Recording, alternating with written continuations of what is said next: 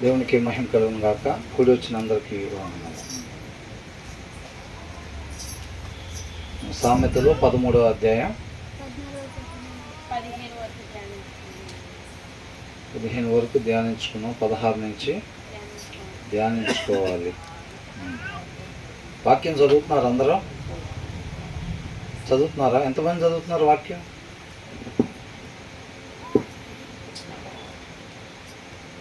మీ చేతులు ఇంతకుముందు లేచినట్లేవు ఇప్పుడు. 15వ వచనంలో ఏం చూసాం మనం? Good judgement wins favour. వివేకము కలిగి ఉండటం దేవుని యొక్క దయను పొందుకునేది అనేది. వాక్యం చదివినప్పుడు మనం ఒక జ్ఞాన వివేకాలని పొందుకుంటాము. ఆ వివేకము, ఆ జ్ఞానము మనం నడవలసిన త్రోవలో మనకి నడిపించింది. జీవాన్ని పొందుకునే దానికోసం మనం ఏం మాట్లాడాలో అది మాత్రమే మాట్లాడేటట్టుగా ఆ వివేకం మన చేత మాట్లాడిచ్చిద్ది అనమాట. ఏది మాట్లాడకూడదు అది మాట్లాడకుండా ఉండేటట్టుగా చేసిద్ది. ఏ క్రియ చేయాలి, ఏ క్రియ చేయకూడదు అనేది ఆ వివేకమే మనల్ని నడిపించిద్ది అనమాట. మన వాక్యం చదవకపోతే ఏమైంది? మన వాక్యం చదవకపోతే ఆ జ్ఞానం మనకి ఉండదు, ఆ వివేకం మనకి రాదు. ఏది పడితే అది మాట్లాడతాం. మాట్లాడకూడని మాట మనం మాట్లాడినప్పుడు ఏమైంది? రేపటి రోజున మనం నిత్య నరకాగ్నికి వెళ్ళటానికి అదే కారణం అయిద్ది అనమాట. ఆ వివేకం కలిగి ఉన్నప్పుడు ఏమైందనంటే మనం ఏది మాట్లాడాలో అది మాత్రమే మనం మాట్లాడేవారుగా ఉంటాము. ఏది చేయాలో అది మాత్రమే చేసేవారు ఉంటాము. ఎలా చూడాలో అలాగ మాత్రమే మనం చూసేవారుగా ఉంటాము. 16వ వచనం. వివేకులందరూ తెలివి కలిగి పని జరుపుకొందరు, బుద్ధిహీనుడు మూర్ఖతను వెల్లడిపరచును. ఇక్కడ ఏమనుందంటే wise people think before they act అని ఉంది. Wise people think before they act. జ్ఞానం కలిగిన వాళ్ళంతా వాళ్ళు ఏదైనా చేసేటప్పుడు ఆలోచించుకొని అది వాక్యానుసారంగా ఉందా లేదా, వాక్యానుసారంగా అయితే మనం ఎలా చేయాలి, ఏది చేయాలి, ఏది చేయకూడదు అనేది ఆలోచించుకొని దాని ప్రకారంగా చేసేవారుగా ఉంటారు. ఫూల్స్ డోంట్ అని ఉంది. అంటే wise people think before they act, fools don't think before they act అని. అంటే డోంట్ థింక్, వాళ్ళు ఆలోచించకుండా ఏది మాట్లాడాలో అది మాత్రమే మాట్లాడేవారుగా ఉండరు, ఏది చెయ్యాలో అది మాత్రమే చేసేవారుగా వాళ్ళు ఉండరు. ఫూల్స్ అంటే ఎవరు? జ్ఞాన వివేకాలు లేని వాళ్ళు, అంటే వాక్యం చదవని వాళ్ళు. ఎవరి హృదయంలో అయితే వాక్యం లేదో వాళ్ళని ఏమంటున్నారు? ఫూల్స్, మూర్ఖులు, మూర్ఖత్వం. అర్థమైందండి? అవివేకం. ఇవన్నీ కూడా ఎవరైతే వాక్యాన్ని చదవరో వాళ్ళలో ఉంటాయి అన్నమాట. వాళ్ళకి ఏం మాట్లాడాలి అనేది వాళ్ళకి తెలీదు. వాళ్ళకి అనిపించింది మొత్తం మాట్లాడి రేపు నష్టాన్ని తెచ్చుకుంటారు అన్నమాట. అట్లా అంటున్నాడు. వాళ్ళు అంత మాత్రమే కాదంట, వాక్యం చదవని వాళ్ళు ఊరికి ఏది పడితే అది మాట్లాడటం కాదంట. వాళ్ళ దగ్గర వివేకం ఉండదు కాబట్టి అవివేకంతో ఏది పడితే అది చేసి ఏది పడితే అది మాట్లాడి దాన్ని ఏం చేస్తారంటే గొప్పగా చెప్పుకుంటారు అన్నమాట. వాళ్ళు చేయకూడని పనులు చేసి మాట్లాడకూడని మాటలు మాట్లాడి ఎదుటివారిని సూటిపోటి మాటలు, ఎదుటివారిని మాటలతో ఇబ్బంది పెట్టి ఏమంటారు? గొప్పగా చూసావా వాడికి ఎట్లా గాలి తీసానో, ఏమంటారు? వాడికి ఎలా గాలి తీసానో చూసారా మొత్తం అని అంటారు. వాడిని ఎట్లా అవమానపరిచానో చూసారా, నలుగురిలో నవ్వుల పాలు ఎట్లా చేసానో చూసారా. వాక్యం చెప్తున్నా అట్లా నవ్వుల పాలు చేయమని, అట్లా ఎగతాలు చేయమని, అవహేళన చేయమని చెప్పి వాక్యం చెప్తుందా? వీళ్ళు వివేకం లేకపోవటం వలన వీళ్ళు చేయకూడని పని చేసి దానికి ఏం చేస్తారంట? చేయకూడని పని చేసి గొప్పగా చెప్పుకుంటారు అనమాట. ఏదో ఒక గొప్ప కార్యం చేసినట్టుగా వాళ్ళు చెప్పుకుంటూ ఉంటారు అనమాట. చాటింపు వేసుకుంటూ ఉంటారు అని అంటున్నాడు. అంటే మనం ఇక్కడ ఎలాగుండాలి?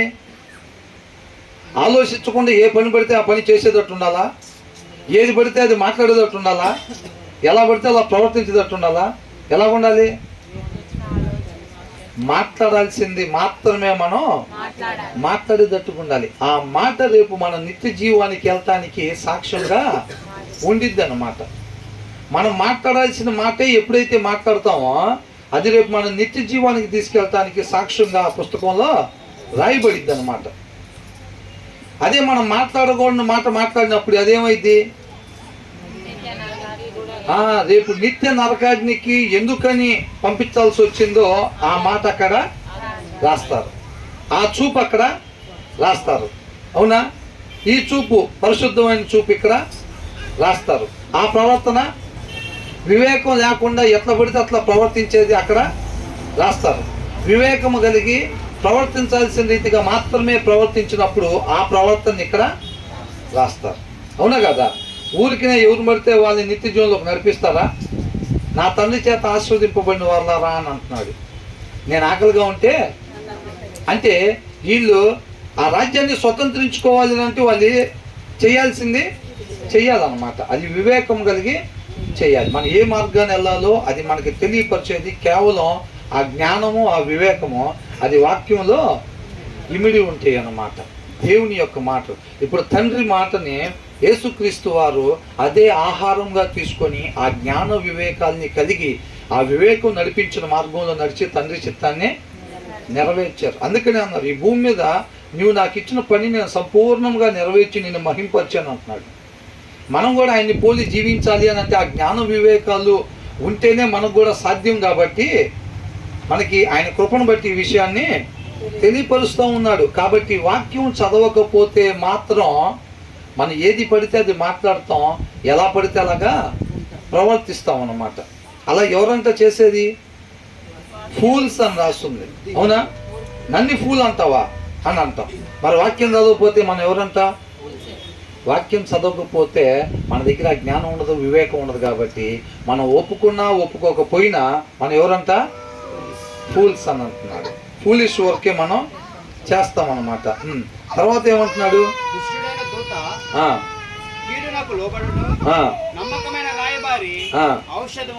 ఔషధము వంటి వాడు అనమాట. ఇక్కడ ఏమంటుందంటే అన్రిలయబుల్ మెసెంజర్. అన్రిలయబుల్ అని అంటే అసత్యాన్ని అనుసరించేవాడు అని. ఎవరంటండి? అన్రిలయబుల్ మెసెంజర్ అని అంటున్నాడు. అంటే అసత్యాన్ని అనుసరించేవాడు. అసత్యం అంటే ఏంటి?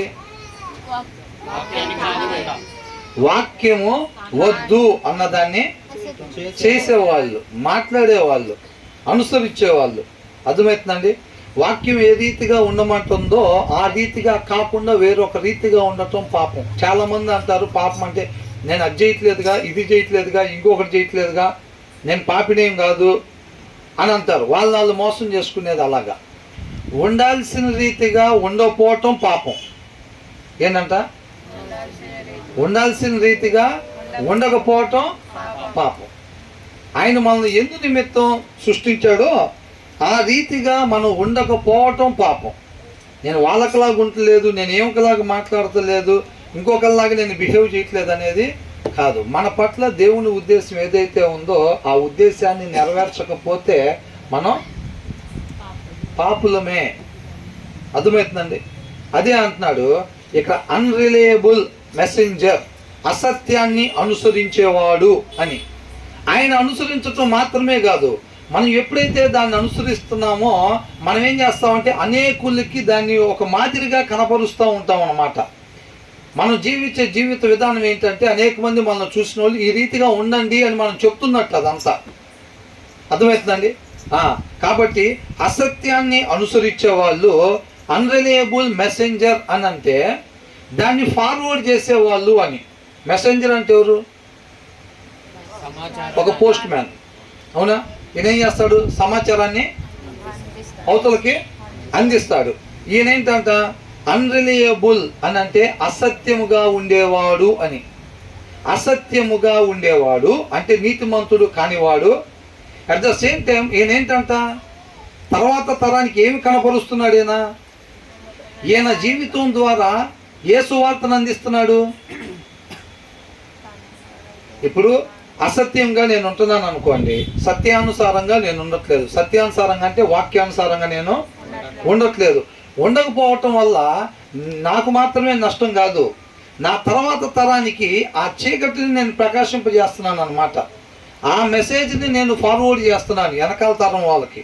నన్ను చూసే వాళ్ళందరికీ ఉండకూడని రీతిగా నేను ఉండి ఈ రీతిగా ఉండమని వాళ్ళకి ప్రచారం చేస్తున్నాను అనమాట. తర్వాత తరానికి నేను దాన్ని అందిస్తున్నాను, ఆ చీకటిని. అర్థమవుతుందండి? దాన్ని మెసెంజర్ అని అంటారు అనమాట. తర్వాత వారికి అంటే ఒక మంచి మాదిరి అంటారు చూసారా, మంచిది కాని మాదిరి అనమాట వీళ్ళు కనపరిచేది. ఎవరు? ఈ అసత్యంగా ఉండేవాళ్ళు, వాక్యాన్ని అనుసరించిన వాళ్ళు. వాళ్ళకు మాత్రమే నష్టం కాదండి, తర్వాత తరం వారికి కూడా నష్టమేనమాట. అది అని అంటున్నాడు. అన్రిలయబుల్ మెసెంజర్ స్టంబుల్స్ ఇంటూ ట్రబుల్ అని అంటున్నాడు. వాళ్ళు నష్టపోయేవారుగా ఉంటారు. అంత మాత్రమే కాదు, but label messenger brings healing అని అంటున్నాడు. ఎవరైతే సత్యానుసారంగా ఉంటున్నారో, వాక్యానుసారంగా ఉంటున్నారో వాళ్ళకు మాత్రమే నిత్య జీవం రావటం కాదంట, వాళ్ళు తర్వాత తరానికి ఎలా ఉంటారంట? ఔషధముగా అనమాట, హీలింగ్ చేసేవారుగా. మనం చేసిన పాపం వల్ల ఆజ్ఞ అతిక్రమణ చేసి ఏదైతే పాపం చేసుకున్నామో దాన్ని క్యూర్ చేసుకునేవారుగా, క్యూర్ చేసేవారుగా ఉంటారనమాట. అంటే వెళ్ళాల్సిన మార్గాన్ని చూపించేవారుగా ఉంటారు. అనేక మందికి మనం ఎలా ఉండాలంట? మనం ఈ లోకానికి ఏంటంట? వెలుగు. వెలుగు అంటే ఏం చేసేది? అది ప్రకాశిస్తా అనేక మందికి ఆ ప్రకాశాన్ని అందిస్తూ ఉంటుంది. అంతేనా? ఒక నీతిమంతుడు ఎక్కడికి వెళ్తాడు? నిత్య జీవానికి వెళ్తాడు. అంత మాత్రమే కాదు, తర్వాత తరానికి వెళ్ళాల్సిన మార్గాన్ని చూపిస్తూ ఉంటాడు అనమాట. అది అని అంటున్నాడు ఇక్కడ. And unreliable messenger stumbles into trouble but a reliable messenger brings healing అని అంటున్నాడు. అర్థమవుతుందండి? అంటే ఈ వచనం ద్వారా మనం ఎలాగుండాలి? సత్యమనే వెలుగుని ప్రకాశించేవారుగా, ఆ వెలుగుతో మనం నింపబడి దాన్ని మనం అనుసరిస్తా అనేక మంది తర్వాత వాళ్ళకి మనం ఒక మంచి మెసేజర్గా, మంచి మాదిరికరంగా ఉండాలి. అందరికీ మాదిరికరంగా ఉండాలి కాదు, మాదిరికరాలు రెండు రకాలు. ఏవేంటి? ఒకటి చెడ్డ మాదిరికరం, ఒకటి మంచి మాదిరికరం. ఇప్పుడు ఈ రెండు మాదిరికరాలు, ఇక్కడ ఇద్దరు మెసెంజర్లు ఉన్నారు దీంట్లోనే. ఒక ఆయన ఎవరంట? అన్రిలయబుల్ మెసెంజరు, ఇంకొక ఆయన రిలయబుల్ మెసెంజర్. అంటే అసత్యాన్ని అనుసరిస్తా దాన్ని వెనకాలకు ఫార్వర్డ్ చేసే అతను అనమాట. ఉండకూడని రీతిని తర్వాత తరానికి అందించే ఆయన ఒక ఆయన. అర్థమవుతుందండి? ఇంకొక ఆయన సత్యానుసారంగా ఉంటా ఆ సత్యాన్ని అంట తర్వాత తరానికి అందించేవాడంట. వీళ్ళిద్దరిలో మనం ఎలాగ ఉండాలంట? సత్యాన్ని మాత్రమే మనం అనుసరిస్తా తర్వాత తరానికి ఒక మంచి మాదిరికరంగా మనం ఉండాలి అని అంటున్నాడు అనమాట. తర్వాత ఏమంటున్నాడు? శిక్షను ఉపేక్షించువానికి అవమాన దారిద్ర్యతలు ప్రాప్తించు. ఏమొస్తాయి అంట? Whoever disregards discipline. కొంతమందికి సరి చేసుకోవటం ఇష్టం ఉండదు. అసలు సరి చేసుకోవటం అంటే అసలు ఎంత కోపమో అసహ్యమో. అసలు ఎవరన్నా ఏదన్నా బ్రదర్ వాక్యానుసారంగా ఇట్లా ఉంది కదా అని అంటే చాలు, అవునన్నామంటే చాలు, ఇక వాళ్ళకన్నా మనం భక్తి తక్కువ వాళ్ళం అన్నట్టే. ఏంటంట? బ్రదర్ వాక్యానుసారంగా ఇట్లా అనుకుంటా కదా మనం అని అంటే, అవునంటే ఏమైంది? భక్తి విషయంలో నాకన్నా నువ్వు ఎక్కువని మనం ఒప్పుకున్నట్టు, నీకన్నా నేను తక్కువని ఒప్పుకున్నట్టుగా అని సరి చేసుకోవటానికి అస్సలు ఇష్టపడరు చాలామంది. ఎవరన్నా చెప్పారంటే చాలు అసలు దాన్ని సరి చేసుకోవటానికి ఇష్టపడరు. సరి చేసుకోవటానికి అది వాక్యానుసారమా కాదో చూసి దాన్ని సరి చేసుకోవటానికి ఇష్టపడకపోతే మాత్రం వాళ్ళకి ఏమొచ్చిందంట? లేమితనం అను అవమానం వచ్చిందంట. లేమితనం అంటే రేపు నిత్య జీవానికి పంపించడానికి అక్కడ అకౌంట్లో ఓపెన్ చేసి చూస్తారు కదా, ఆ అకౌంట్లో ఓపెన్ చేసి చూసినప్పుడు ఏముంటుంది? ఒక్కళ్ళకు కూడా ఒక ప్లేట్ ఇడ్లీ ఇప్పించింది లేదు, ఒకరికి ఒక పాత వస్త్రం ఇచ్చింది లేదు, ఒక నోటి మాటతో ఒకరికి జీవం మీద ఆశని చిగురింపజేసింది లేదు, ఒకరికి మంచి మాదిరిని కనపరిచింది లేదు. నిల్ బ్యాలెన్స్. ఏంటంట? నిల్ బ్యాలెన్స్. అకౌంట్లో డబ్బులు లేవు. ఎక్కడ అకౌంట్లో? అక్కడ అకౌంట్లో. నిన్ను నిత్య జీవానికి పంపిద్దామంటే ఏ కోశాను ఒక్క మార్కు కూడా దాంట్లో లేదు, ఒక్క రూపాయి బిల్ల కూడా దాంట్లో లేదు. దానికి ఎవరేం చేసేది ఇంకా లేదు. మరి ఆ పుస్తకం ఓపెన్ చేయండి అని అంటే అది ఓపెన్ చేయగానే బ్రహ్మాండంగా ఉంటాయి మొత్తం. నిత్య నరకాగ్నికి వెళ్ళిపోవటానికి పేజీలు పేజీలు రాసేసుకున్నాడు సారు ఇక్కడ ఉన్నాగా. అవునా? ఇక్కడ ఉన్నాగా పేజీలు పేజీలు వాడికాడు దోసుకొని వాడిని మోసం చేసి ఈడికి అన్యాయం చేసి నువ్వు సత్క్రియ చేసిన ఎడల నువ్వు తల ఎత్తుకునేవాడివే కదా అని అంటున్నాడు. పాపం అంటే ఏంటంట? దేవుడు మనల్ని ఇచ్చే స్థితిలో ఉంచినప్పుడు, అర్హత గలగాడు మన దేవుడు చూపించినప్పుడు మనం ఇవ్వకపోవటం కూడా పాపమే. అవునా? అది సిన్ అంటే తగలాల్సిన చోట తగలపోవటం, ఉండాల్సిన రీతిగా ఉండకపోవటం పాపం. నేను అలా ఉండలేదు, ఇలా ఉండలేదు, అలా ఉండలేదు కాదు.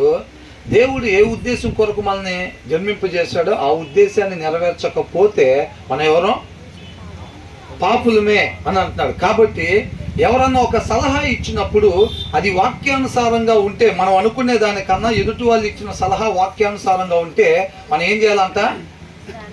దాన్ని సరి చేసుకోవటానికి ఇష్టపడాలి. అది ఎవరు చెప్తే? ఎవరు చెప్పినా ఏంటంట? ఎవరు చెప్పినా సరే, అది మనకన్నా చిన్న వయసు వల్ల, మనకన్నా పెద్దోళ్ళ, అది వేరే కులం వల్ల, మన శత్రువుల, అది ఎవరు చెప్పారు అనేది కాదు. వాక్యానుసారమైన సలహా ఎవరిచ్చినా సరే దాన్ని మనం తీసుకొని దాని ప్రకారంగా ముందుకెళ్ళాలి. అలా వెళ్ళే వాళ్ళ దగ్గర జ్ఞానం ఉండిద్దని మనం ముందు వచ్చిన వాళ్ళు చూసాం. ఇక్కడ కూడా అదే అంటున్నాడు, హూ ఎవర్ డిస్రిగార్డ్స్, దాన్ని పరిగణలో తీసుకో. వాక్యం చెప్పబడతా ఉంది, ఆ వాక్యం వింటాము, దాని ప్రకారంగా మనం అనుసరించాం అంటే ఇష్టపడట్లేదని అర్థం.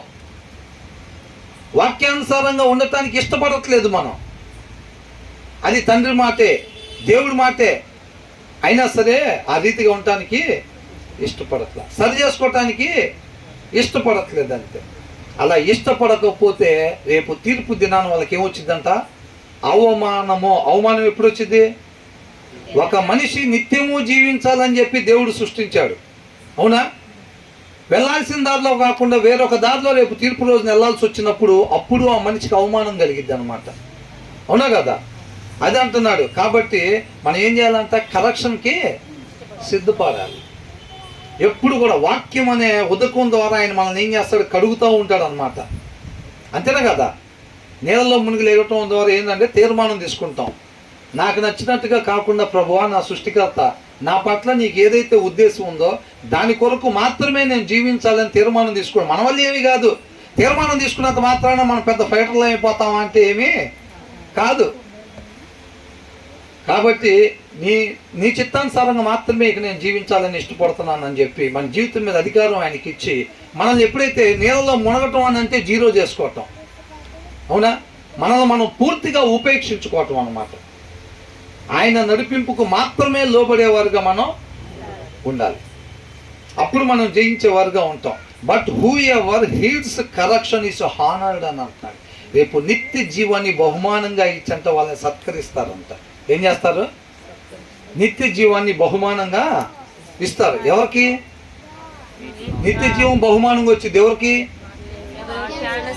వాక్యం అనే అర్థంలో దేవుడు ఏదైతే చూపించి సరి చేసుకోమని చెప్తున్నాడో, వాక్యం అనే అర్థంలో ఏ మచ్చలైతే మనలో ఉన్నాయో, ఉండకూడని వంకలు ఎక్కడైతే ఉన్నాయో వాటిని సరి చేసుకోవాలని దేవుడు చూపిస్తున్నాడో, వాటిని ఎవరైతే సరి చేసుకుంటారో వాళ్ళకి రేపు నిత్య జీవం దేవుడు బహుమానంగా ఇస్తాను అని అంటున్నాడు. సరి చేసుకోవటానికి ఇష్టపడకపోతే, ఆ లక్షణం మనం కానీ అవలంబించుకోకపోతే, సరి చేసుకోవటానికి ఇష్టపడే లక్షణం మనం అవలంబించుకోకపోతే, అలవాటు చేసుకోకపోతే జీవితంలో రేపు చాలా అవమానపడేవారుగా ఉంటాం అన్నమాట. అర్థమవుతుందండి? కాబట్టి వాక్యానుసారమైన సలహా ఎవరిచ్చినప్పటికీ కూడా మనం దాన్ని రిసీవ్ చేసుకునేవారుగా, కరెక్షన్ చేసుకోవటానికి ఇష్టపడేవారుగా ఉండాలన్నమాట. అది మన నిత్య జీవానికి నడిపించిద్ది అనమాట. అది ఎవరన్నా కానీ, ఒకవేళ అత్తగారు చెప్తే, కోడలు చెప్తే, భార్య చెప్తే, పిల్లలు చెప్తే, డాడీ అట్లా కాదు కదా వాక్యం, అట్లా కాదు కదా డాడీ ఉందంటే, అరే అవునరా నిజంగానే వాక్యం అలా కాదు కదా ఉంది, భలే గుర్తు చేసేవరా అని మనం వాళ్ళు చెప్పిన దాని ప్రకారం ఉండటానికి ఇష్టపడతామా?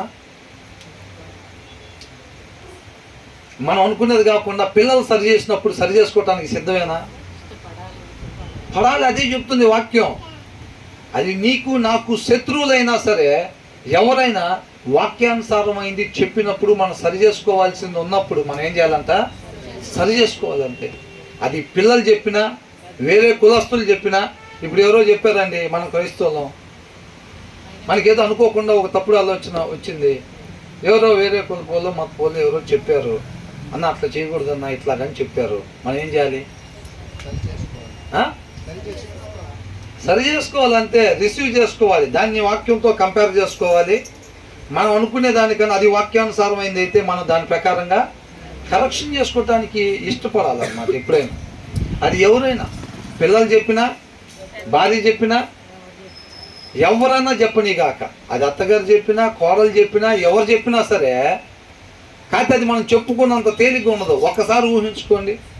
ఫర్ ఎగ్జాంపుల్ ఒక కోడలుగా ఉన్నారు, ఒక అత్త చెప్పింది అనుకోండి ఆ టైంలో, అమ్మాయి ఎందుకు ఇట్లా చేయి అని అంటే, ఒక్కసారి అట్లా కంపేర్ చేసుకోగలనే అత్తగారు చెప్పింది వాక్యానుసారం ఉంది. అప్పుడు మన సిచ్యువేషన్ ఏంటి?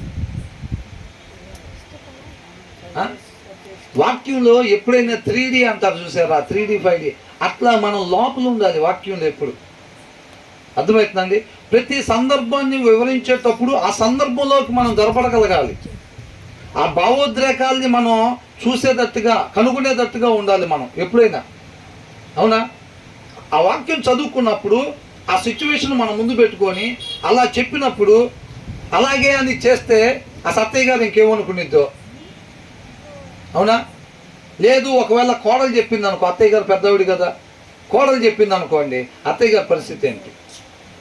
నాకన్నా చిన్నది, కాకపోతే ఒక్కసారి ఆలోచించుకుంటే కోడలు చెప్పిన మాట చూస్తే వాక్యానుసారంగా ఉంది అనుకునే దానికన్నా, అవునని చెప్పి మనం దాన్ని చేసామంటే ఇక పొద్దు గూగుల్ సలహాలు ఇవ్వను పోయిద్ది ఇంకా.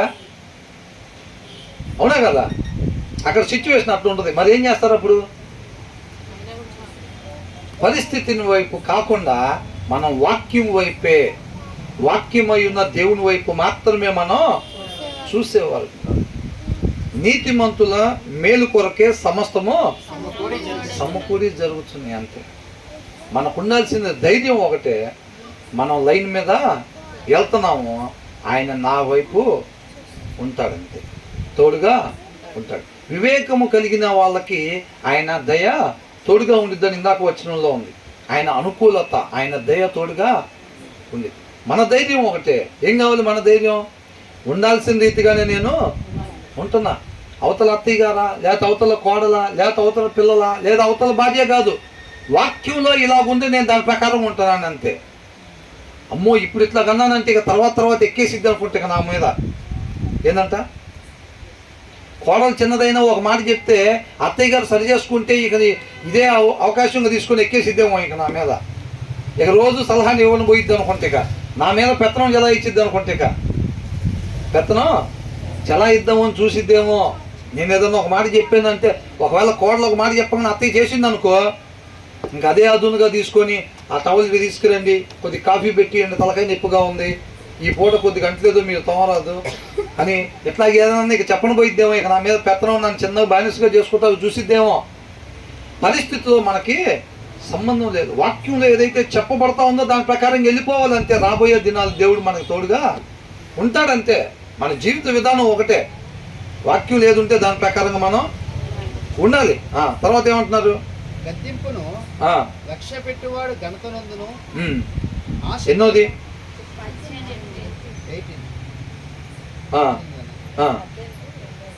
But whoever heeds correction is honoured అని అంటున్నాడు. గద్దింపులు లక్ష్య పెట్టేవాడు ఘనత నొందుతాడు అనమాట. అర్థమవుతుందా?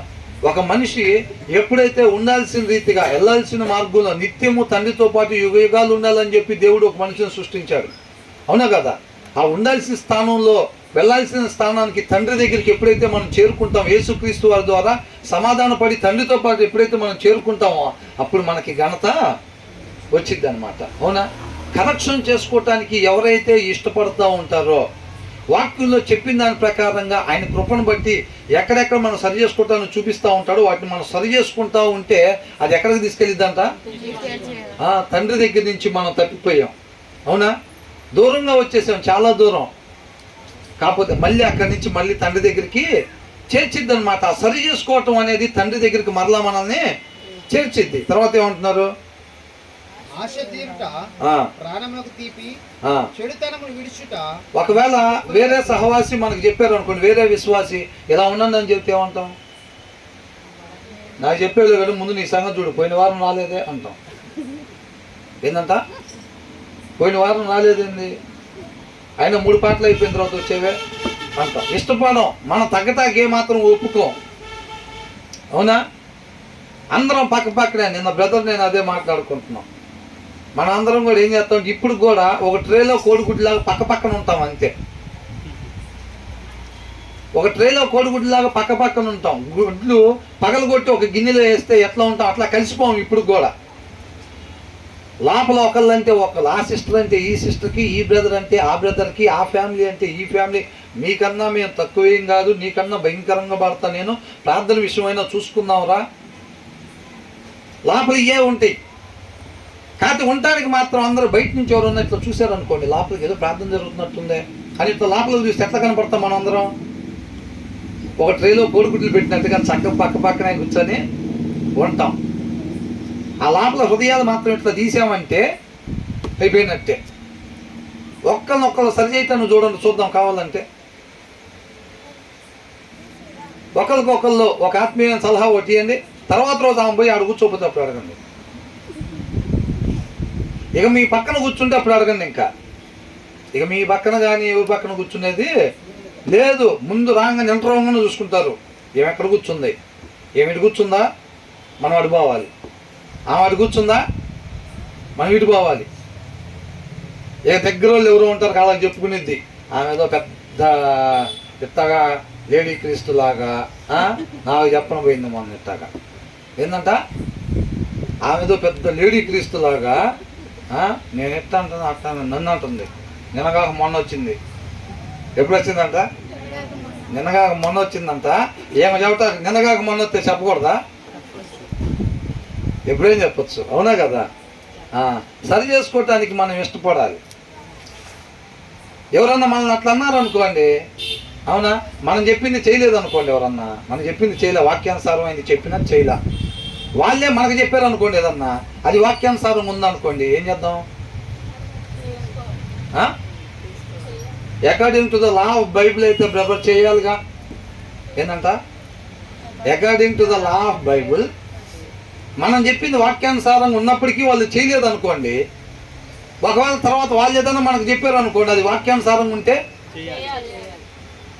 ఏ లెక్క ప్రకారం చెప్పారు మీరు? అదే according to law of Bible చెప్పారు. బైబిల్ ప్రకారంగా అయితే చెయ్యాలంటున్నారు. మనం చేస్తామా లేదా? చెయ్యాలి. మనం చెప్పింది వాక్యానుసారంగా ఉన్నా ఎదుటి వాళ్ళు చేయకపోయినా సరే, వాళ్ళు చెప్పింది కానీ వాక్యానుసారంగా ఉన్నట్లయితే మనం ఏం చేయాలి? చెయ్యాలంతే. అప్పుడు వాళ్ళు ఎవరిని చూస్తారు? మనలో క్రీస్తుని చూస్తారు అన్నమాట. అవునా కదా? వాళ్ళు హింసిద్దామనే చూస్తున్నారు దేవుణ్ణి. యేసుని పట్టుకుందాం, హింసిద్దాం, అవమానం చేద్దాం, దొంగలాగా ప్రూవ్ చేద్దాం అని చూస్తున్నారు. ఈయనేం చేస్తున్నాడు వాళ్ళకి? ఈయన మాత్రం వాళ్ళకి మేలు మాత్రమే చేయటానికి చూస్తున్నాడు. అవునా కాదు? అంతగా తగ్గించుకున్నాడు ఆయన. తర్వాత జ్ఞానుల సహవాసం చేయవాడు జ్ఞానం గలవాడగును. ఎన్నోది? 19 అయిపోయిందా? ఆశ తీరుట ప్రాణమునకు తీపి, ప్రాణమునకు తీపి, a longing fulfilled is sweet to the soul అంట. వాక్యానుసారంగా ఉండేవాడు ఏది పడితే అది కోరుకోడు ఎప్పుడైనా సరే. హృదయంలో సమృద్ధిగా వాక్యం ఉండేవాడు తన చిత్తానుసారమైందే అడుగుతాడు. దేవుని చిత్తం ఏదైతే అయిందో దాన్నే కోరుకుంటాడు అన్నమాట. అర్థమవుతుందండి? కాబట్టి వాళ్ళ ఇష్టం ప్రతి ఒక్కటి దేవుడు నెరవేరుస్తాడు అంటున్నాడు, తన కోరికను అన్నమాట. ఎవరి కోరికని? నీతిమంతుల కోరికని. ఎందుకంటే వాళ్ళు ఏది పడితే అది కోరుకోరాళ్ళు. వాళ్ళు కోరుకునేది వాళ్ళ హృదయంలో ఉన్న వాక్యం ఏదైతే ప్రేరేపిస్తుందో దాన్నే వాళ్ళు కోరుకుంటారు. ఆ కోరికను మొత్తం దేవుడు ఏం చేస్తాడంట? తీరుస్తాడు అని అంటున్నాడు. హృదయంలో వాక్యం లేకుండా కోరుకునేదాన్ని దేవుడు తీర్చడు. అదే అని అంటున్నాడు ఇక్కడ. A desire fulfilled is sweet to the soul అని అంటున్నాడు. ఆత్మకంట అది ఎలాంటిదంట? ఎంతో తీపిగా ఉండిద్ది అనమాట. దేవుని చిత్తానుసారంగా మనం ఏదైనా కోరుకున్నప్పుడు ఒక ప్రార్థన పెట్టుకొని థ్యాంక్స్ గివింగ్గా ప్రార్థన పెట్టుకుని ఒక 100 మందికి చక్కగా వాక్యం వినిపించి వాళ్ళకి మంచి ఆహారం ఏదన్నా మనం పెట్టాలని ఆశపడితే దేవుడు ఆ కార్యం జరిగించాడు అనుకోండి, ఎలా ఉంటుంది? ఆ ప్రార్థన పెట్టించిన వాళ్ళు భోజనం చేయకపోయినా సరే వాళ్ళు అసలు ఎన్ని వెరైటీస్ పెట్టిస్తారో వాళ్ళని భోజనం చేయమంటే వాళ్ళకి ఇంకా ఆల్రెడీ ఎప్పుడో కడుపు నిండిపోయినట్టే ఉండిద్ది. వాళ్ళ ఆత్మకి ఎంతో సంతోషం, అంత తీయగా ఉండిద్ది అనమాట వాళ్ళకి. అర్థమవుతుందండి? కాబట్టి ఇక్కడ ఏమంటున్నాడు? But fools detest turning from evil అని అంటున్నాడు. వీళ్ళంతా చెడ్డ మార్గం నుంచి వాళ్ళ మార్గాన్ని తిప్పుకోవటం వాళ్ళకి అసహ్యం అని అంటున్నాడు. ఏంటంట? ఫూల్స్ అంటే ఎవరు? అవివేకులు, అధర్మాన్ని అనుసరించే వాళ్ళు, అన్యాయస్తులు. ఈ గుణలక్షణాలన్నీ వాక్యం చదవని వారిలో, ఎవరి హృదయంలో అయితే వాక్యం ఉండదో వాళ్ళల్లో నుంచి వాళ్ళకుండే పేర్లు అన్నమాట ఇవన్నీ. అధర్మాన్ని అనుసరించేవాడు, అన్యాయస్తుడు, అనీతిపరుడు, నీతి లేనివాడు, ఇవన్నీ కూడా ఫూల్స్ అని అంటే. అవివేకి, వివేకము లేనివాడు అంటే చెయ్యకూడని పనులు చేసేవాడు, మాట్లాడకూడని మాటలు మాట్లాడేవాడు, ఉండకూడని రీతిగా ఉండేవాడు అని అర్థం అనమాట. బట్ ఫూల్స్ డిటెస్ట్ అంటే ద్వేషిస్తాడు, తిరస్కరిస్తాడు. దేన్నంట? టర్నింగ్ ఫ్రమ్ ఈవిల్ అని అంటున్నాడు. చెడ్డ మార్గం నుంచి తన మార్గాన్ని తిప్పుకోవటానికి ఏమాత్రం కూడా ఇష్టపడడు, అది ఎవరు చెప్పినా సరే. అర్థమవుతుందండి? హృదయంలో వాక్యం ఉండేవాడు, అదే లక్షణం. ఈ సిమ్టమ్ను బట్టి మనకు అర్థమైపోయింది. మనకి కరెక్షన్కి ఇష్టపడట్లేదు అనుకోండి, మన హృదయంలో వాక్యం కావాల్సిన రీతిగా లేదని అర్థం. అదే దాని నుంచి వచ్చే సిమ్టమ్. వాక్యం చెప్పేటప్పుడు, మనం వినేటప్పుడు దాని ప్రకారంగా మనం సరి చేసుకోవటానికి ఇష్టపడలేకపోతున్నాం అనుకోండి, మనలో వాక్యం కొదువుగా ఉందని అర్థం అనమాట. అర్థమవుతుందండి? ఇది ఒక చక్కటి ప్రసంగం లాగా, ఒక కథలాగా అలాగుండదు. సామెతలు మనం ధ్యానించుకుంటూ వస్తున్నాం కదా, దీన్ని జాగ్రత్తగా హిడెన్ ట్రెజర్ లాగా వెతకాలి. కుర్చీ ఏదనంటే, ఫ్యాన్ ఏదంటే అదిగో అక్కడ ఉందని అంటాం. ఒక చోలీలు పోయింది అనుకోండి, బంగారద్ది, అది ఆ మూల మీద రాయి కింద ఉందంటామా? అలాగే జాగ్రత్తగా సామెతల్ని మనం అట్లా పట్టుకోవాలి. అర్థమవుతుందండి? ఒక పక్కన నిద్రనే ముసుగు, మంపని ముసుగు, అపవాది రెడీగా ఉంటాడు పట్టుకొని వేసేయటానికి. కాబట్టి జాగ్రత్తగా మనల్ని మనం అలర్ట్గా ఉంచుకోవాలి. ఏంటంట? ఫూల్స్కి ఉండే లక్షణం ఏంటంటే వాళ్ళ చెడు మార్గం నుంచి సరైన మార్గంలోకి తిప్పుకోవటానికి వాళ్ళు ఇష్టపడరంట. సరి చేసుకోవటాన్ని ద్వేషిస్తారంట, వాళ్ళు తిరస్కరిస్తారంట. ఆ లక్షణం మనకు అనిపిస్తుంది అనుకోండి, వాక్యం విని దాని ప్రకారంగా మనల్ని సరి చేసుకోవటానికి మనకు కష్టం అనిపిస్తుంది అని అంటే మన హృదయం ఏం కొదువుగా ఉందంట? వాక్యం కొదువుగా ఉంది అని అంటున్నాడు. తర్వాత ఏమంటున్నాడు? జ్ఞానుల సహవాసం చేయువాడు జ్ఞానం గలవాడగును. ఎవరు సహవాసం చేయాలంట? జ్ఞానుల సహవాసం చేసేవాడు ఏమవుతాడంట? తర్వాత సహవాసం చేయవాడు చెడిపోతాడంట. మూర్ఖుల సహవాసం, మూర్ఖులు అంటే ఫూల్స్ అని, వివేకం లేని వాళ్ళు అని, ఉండకూడని రీతిగా ఉండేవాళ్ళు అని. అర్థమవుతుందండి? ఇక్కడ ఏమంటున్నాడు? వాక్ విత్ ద వైజ్ అని అంటున్నాడు. జ్ఞానము గల వాళ్ళతో సహవాసము, నడువుము, వాక్ అని ఇచ్చారు ఇక్కడ. Walk with the wise and become wise అని అంటున్నారు. జ్ఞానము కలిగిన వాళ్ళతో మనం నడిస్తేనంత జ్ఞానవంతులు అవుతామంట. అర్థమవుతుందండి? అబ్రహాం ఎవరితో నడిచాడంట? అబ్రహాం దేవునితో నడిచాను. వాక్యమే దేవుడై ఉన్నాడు కాబట్టి ఆ వాక్యంలో ఏముంటుంది? జ్ఞానం ఉంటుంది. అవునా? కాబట్టి మనం ఎవరితో నడవాలి? వాక్యమై ఉన్న దేవుడితో మనం అబ్రహాం వలె నడవాలి. ఆ సహవాసం. రోజు ఎవరితో నడుస్తున్నాం? భార్యతో అయితే 7 అడుగులు నడిచామండి. ఏంటంట? భార్య అంటే చాలు చిలకల్లాగా నవ్వుకుంటారు, భర్తలు అంటే నవ్వుకుంటారు. అసలు అదేందో మరి అంత చేటుకుంటుందా అంటే ఇంటికి వెళ్తే మళ్ళీ చెరొకటి కత్తులు తీసుకొని అంతే. ఇటంటే అటు, అటంటే ఇటు. కానీ ఆ పేర్లు చెప్పగానే మురుసుకుంటూ ఉంటారు. ఏమంటున్నారు ఇక్కడ? జ్ఞానవంతులతో నడవాలంట. దేవుని కన్నా జ్ఞానం కలిగిన వాళ్ళు ఉన్నారా? కాబట్టి వాక్యమై ఉన్న దేవుడు, ఆ దేవుడితో మనం నడిచేవారుగా ఉండాలి. ప్రతి దినము కూడా మనకి ఏ ప్రాబ్లం వచ్చినా, ఏది వచ్చినా కంగారు పడుకొని ఏం చేయాలి? ఆయనతోనే చెప్పుకోవాలన్నీ. ప్రభువా ఇట్లాగా అట్లాగా, నా ధైర్యం నువ్వే, అవునా, నా కొండ నువ్వే, నా కోట నువ్వే. కాబట్టి మనం ఆయనతోనే సహవాసం చేస్తూ ఉంటే అప్పుడు మనం ఆయన వలే మారుతాం. మనం ఎవరిలాగా అవ్వాలి? భర్తడు జాగ్రత్త నడిస్తే ఎట్టయిపోతాం? భర్తలాగా మారిపోతాం అంతే. అదే యేసయ్యతో సహవాసం చేస్తే, యేసయ్యతో నడిస్తే యేసయ్యలాగానే మారిపోతాం. కాబట్టి వాక్యాన్ని చదువుతా ఉంటే దాంట్లో ఉన్న ఆయనలో ఉన్న గుణలక్షణాలు మనలో కూడా ప్రవహిస్తాయి అన్నమాట. మనలో క్రీస్తు మాత్రమే కనపడతాడు అన్నమాట. అర్థమవుతుందండి? మనం ఎవరితో నడవాలి? యేసయ్యతోనే నడవాలన్నమాట. జ్ఞానం కలిగిన వాళ్ళతో, నీతిమంతులతో. పౌలు గారు ఏమన్నారు? క్రీస్తుని పోలి నేను నడుచుకున్నట్లుగా నన్ను పోలి మీరు నడుచుకోండి. ఆ గుణ లక్షణాలు ఎవరిలో కనపడతాయో వారితో మనం సహవాసం చేసేవారుగా ఈ లోకంలో కూడా ఏం చేయాలంట? నీతిమంతులతోనే మనం సహవాసం చేసేవారుగా ఉండాలి. అదే అంటున్నాడు ఇక్కడ. ఇంకా తర్వాత ఏమంటున్నాడు? For a companion of fools.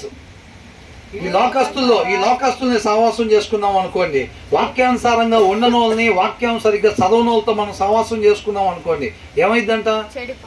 చెడిపోతాం, నశించిపోయేవారుగా మనం ఉంటాం. దావీదు కూడా ఏమంటున్నాడు? ఆయన దగ్గర, ఆయన కుటుంబంలో, ఆయన సైన్యంలో, అర్థమవుతుందండి, అందరూ కూడా అంట వాక్యాన్ని అనుసరించే వాళ్ళే ఉండేటట్టుగా చూసుకుంటాడంట. అర్థమవుతుందా? మన ఫ్రెండ్స్గా మరి ఎవరిని వాక్యం చదవని సహవాసం చేస్తున్నాం అనుకోండి, ఏమైంది? ఆ నోట్లో చెప్పిన వాక్యం గురించి మాట్లాడతాడా? ఎప్పుడు మాట్లాడు. ఈ లోకంలో కొంతకాలం ఉండిపోయే వాడి గురించే మాట్లాడుతూ ఉంటాడు. వాడితో సహవాసం చేస్తూ ఉంటే ఏమైందంట? వాళ్ళకిలాగానే for a companion of fools suffer harm అని అంటున్నాడు. మన చుట్టూ ఉండే స్నేహితుల్ని, మన చుట్టూ ఉండే వాళ్ళు, అలాంటి వాళ్ళని మనం పెట్టుకుందాం అనుకోండి. డబ్బు కోసం కొన్ని సంబంధాలు మన పిల్లలకి ఇచ్చి వివాహం చేసామనుకోండి, డబ్బు కోసం. వాళ్ళు వాక్యానుసారంగా ఉండరు అనుకోండి, అయినా డబ్బు ఉంది, ఆస్తి ఉంది, ఒకటే కుమార్తె, ఒకడే కుమారుడు, వాళ్ళు వాక్యానుసారంగా ఉండరు, అయినా ఆ డబ్బు కోసం అని చెప్పి మన పిల్లల్ని ఇచ్చి వివాహం చేసామనుకోండి, ఏమైంది? ఆత్మీయత కోల్పోయే అవకాశం ఉంటుంది. ఇజ్రాయెల్ మంచోళ్ళే, వీళ్ళతో ఏం చెప్పాడు?